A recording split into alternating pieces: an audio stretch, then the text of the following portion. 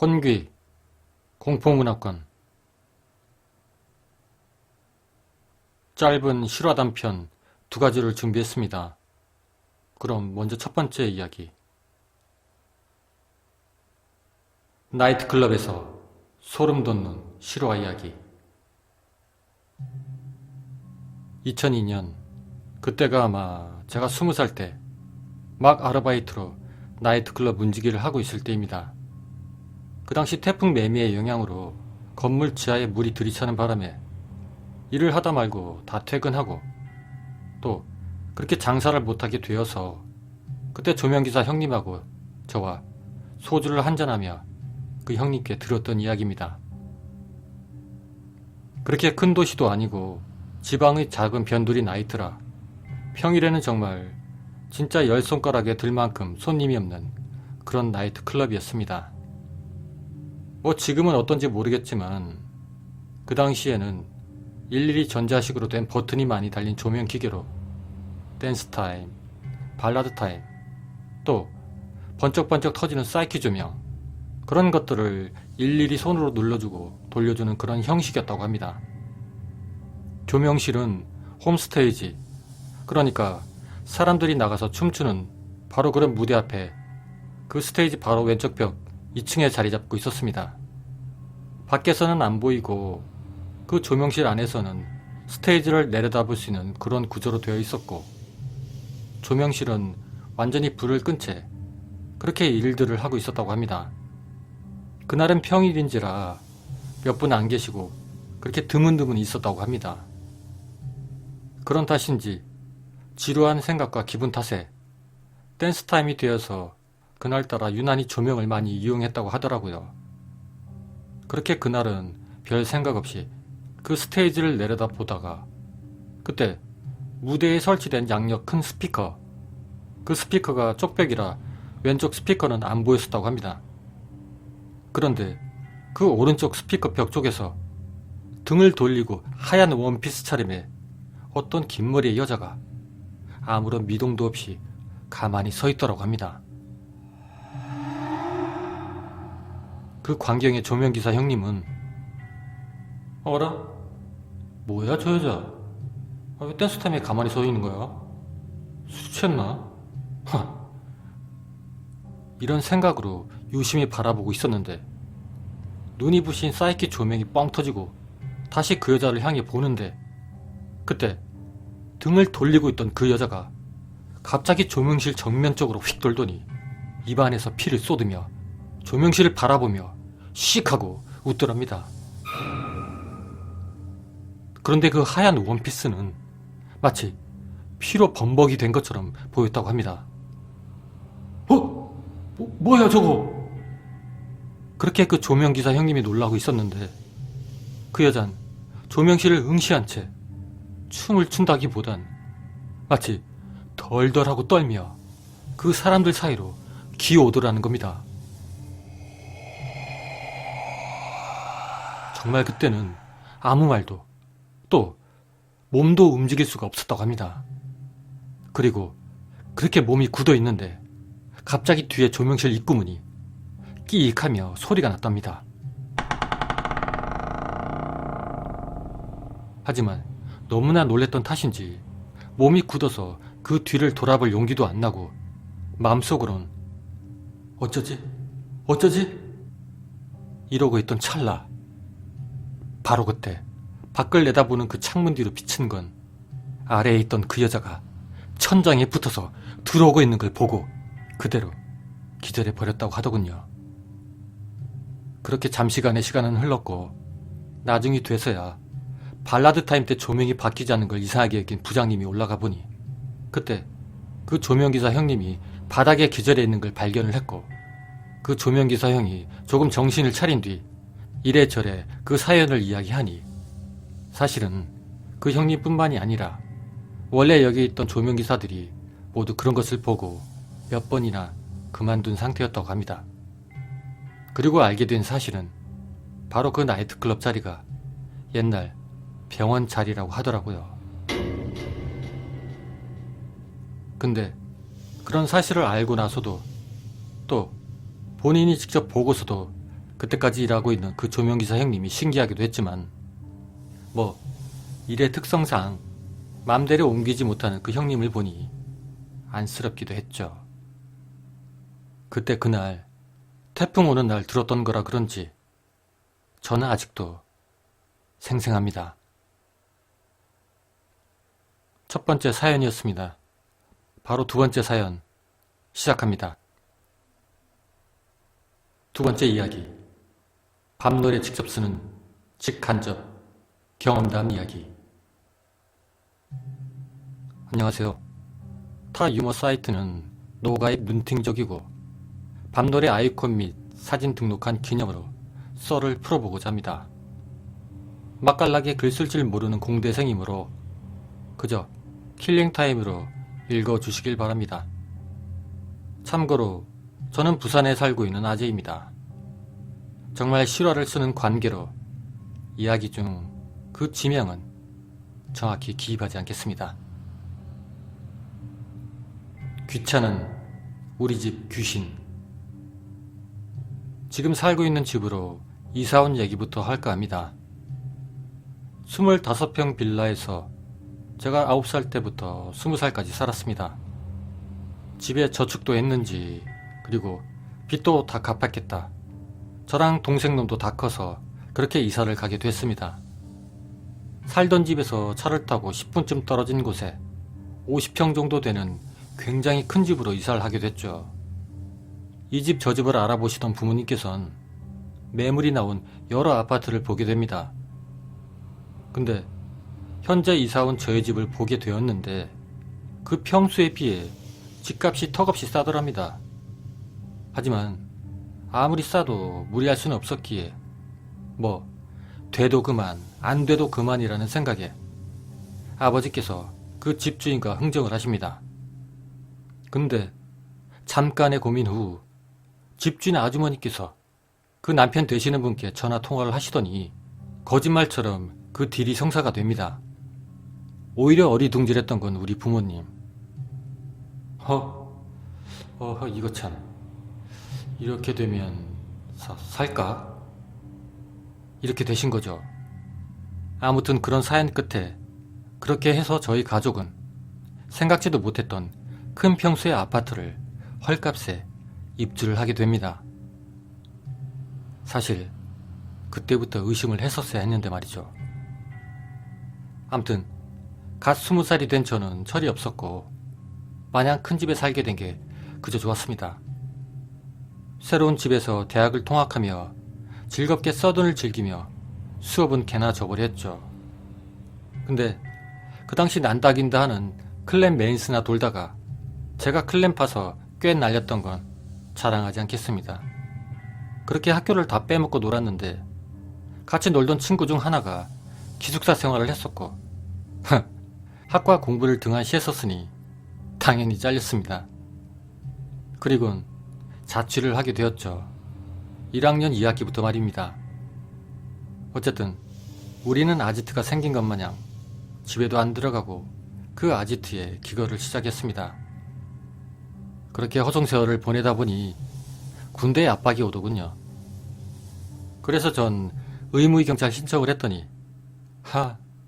겁나 기다려야 되더군요. 아무튼 신청을 하고 반년 뒤에 갔습니다. 그랬더니 용돈도 끊기고 알바는 하기 싫고 집에서 죽돌이 생활을 시작했는데 이사오고 여지껏 집에서 제대로 잔 적이 없다가 죽돌이 생활이 시작된 후부터 그런 이상한 증상이 나타나기 시작합니다. 그때 저희 집에는 개를 한 마리 키우고 있었습니다. 작고 귀여운 강아지였는데 근데 녀석 짖지를 않습니다. 옆집에서 개 키우는 줄을 몰랐다고 했으니 말 다 했죠. 그러던 어느 날 부모님께서는 제 동생과 함께 시골로 잠시 내려가셨습니다. 그때 저희 집에 컴퓨터가 거실에 있었는데 거실에 앉아서 원피스 1화부터 정주행을 시작했습니다. 정말 꿀잼이었죠. 보지도 않는 TV를 켜놓고서는 원피스를 한참 신나게 보는데 갑자기 띠리링 하면서 TV가 꺼집니다. 응? 뭐야? 왜 저래? 하고는 TV 스위치를 다시 켰습니다. 그렇게 또 시간이 좀 지났습니다. 그때 갑자기 그 강아지가 불 꺼진 제 방으로 가더군요. 그런데 녀석 제 방 문지방 앞에 멈춥니다. 그렇게 한참을 제 방을 들여다보더군요. 그 광경에 기분이 이상해진 제가 녀석을 한참 지켜봤습니다. 그런데 녀석, 평소엔 잘 짖지도 않던 녀석이 불이 꺼져 있는 제 방 허공을 보고 짖기 시작하더군요. 그 광경에 20살 먹고 처음으로 오줌을 지릴 뻔했습니다. 제 눈에는 아무것도 보이지를 않고 또 아무것도 느껴지지 않았지만 그때의 그 공포감은 말로 표현이 안 되네요. 그렇게 엄한 강아지를 데려와서 다시 무릎에 앉혀놓고는 전 녀석에게 화풀이를 했습니다. 그런데 그 뒤로 자잘하게 가만히 있던 물건이 툭 떨어진다든지 또 아까처럼 TV가 자고 있는데 저절로 켜진다든지 꺼진다든지. 그런데 정말 무서웠던 건 그런 상황이 꼭 저 혼자 있을 때만 그랬다는 겁니다. 아무튼 그리고 나서 전 입대를 했죠. 그러고 시간은 흘러 저 역시도 제대를 했습니다. 참고로 군 시절 경험담도 있으니 추후에 풀도록 하겠습니다. 그렇게 제대 후 10여 년 정도가 흘렀습니다. 그 사이 무지하게 괴롭힘 당했습니다. 매일매일은 아닙니다. 어쩌다 한 번씩 그렇게 건들더군요. 이제는 몰라 하며 그렇게 무시하고 지냅니다만 한날은 제가 제 방에서 잠을 자고 있었습니다. 그런데 그때 제 책상 위로 마치 구슬 같은 것이 떨어져 구르는 소리가 났습니다. 톡, 톡, 톡, 톡. 왜? 무언가 떨어지면 나는 소리, 그런 소리들 아시죠? 바로 그런 소리가 나는 겁니다. 그런 소리가 3번 나더군요. 그런데 제 책상엔 저렇게 떨어질 만한 것이 없었습니다. 얼른 일어나 불을 켰더니 아무것도 없더군요. 그리고 또 한날은 방문이 나무 문이었는데 문고리를 돌리면 열리지 않습니까? 그런데 문고리를 돌리지 않고 그 문을 흔드는 겁니다. 턱턱턱턱. 역시나 3번씩 끊어서 그렇게 3번을 하더군요. 사실 그때 좀 무서웠습니다. 그 당시엔 한 달에 한 번쯤 그런 현상이 일어났는데 한 번은 거실에서 제 동생이 컴퓨터를 하고 있는데도 소리가 들려서 전 얼른 급하게 동생을 불렀습니다. 그렇게 동생 녀석이 제 방에 같이 있으니 아무 소리 안 나더군요. 마침내 전 가족들에게 그동안 제가 겪었던 일을 모두 말했습니다. 제가 이상한 건지 아니면 제 방이 이상한 건지 여하튼 뭔가 이상하다고 말이죠. 그랬더니 부모님께선 네가 맨날 술 처먹고 다니니까 귀가 허해져서 그런 거 아니냐 라는 식으로 핀잔을 주시긴 했지만 그 다음날 저에게 네가 직접 돈 주고 구매한 가구나 물품이 아닌 것은 싹 다 갖다 버리라고 그렇게 말씀을 하시더군요. 그리고 얼마 안 있어 생전 한 번 안 눌리던 가위를 눌렸습니다. 그런데 처음 눌리다 보니 왜 이렇게 무서운 건지 무엇이든 보면 안 되는 것이 마치 눈에 보일 것만 같더군요. 그리고 얼마 안 돼요. 다시 가위가 눌렸습니다. 근데 사실 지치더군요. 그놈의 가위. 근데 때마침 안방에서 누군가 문을 열고 나오는 소리가 들렸습니다. 저희 어머니가 허리가 좋지 않아서 그 발걸음이 약간 바닥을 슥슥 쓸면서 걸으십니다. 때문에 어머니와 아버지의 발소리 분간이 가능합니다. 발소리로 봐선 분명 어머니더군요. 그렇게 어머니께선 화장실을 가셨다 좀 이따 물을 내리고 나오십니다. 그래서 전 속으로 생각했죠. 엄마가 내 방문을 열고 들어와서 날 깨워줬으면 좋을 텐데 라고 말입니다. 그런데 마치 거짓말처럼 제 방으로 오시더니 문을 열고 빼꼼히 쳐다보시더라고요. 그러더니 문을 마저 열고 제 옆에 와서 서시더군요. 하지만 전 가위가 눌려서 천장밖에 안 보였습니다. 그런데 왜 안 깨우시고 그저 제 옆에 가만히 서 계실까요? 한참 동안이나 말이죠. 전 억지로, 정말 억지로 용을 써서 그 옆을 보려고 했습니다. 그리고 마침내 봤습니다. 그런데 분명 몸과 옷이 우리 엄마가 맞는데 머리가 없습니다. 미치겠더군요. 전 지랄 발광을 떨어가며 마침내 깼습니다. 그 뒤 제가 겪었던 이야기도 다음날 말씀을 드렸더니 부모님께선 제 베개 밑에 소금 한 줌과 칼 한 자루를 넣어주십니다. 민간요법이라고 하시면서 말이죠. 그리고 가장 최근에 잠을 자고 있는데 떨어지는 꿈 꾼 것처럼 그렇게 화들짝 놀라서 깼습니다. 늘 이런 식으로 깨면 기분이 안 좋죠. 전 다시 자려고 돌아 누운 채 눈을 감았습니다. 어느샌가 스르륵 잠들 쯤. 그런데 그때 무언가가 제 발을 잡고 쓱하며 당기는 겁니다. 무척이나 놀랬지만 잠이 막 들 찰나에서 그런지, 아니면 시간이 지나니 내가 착각했나? 그런 생각이 들더라고요.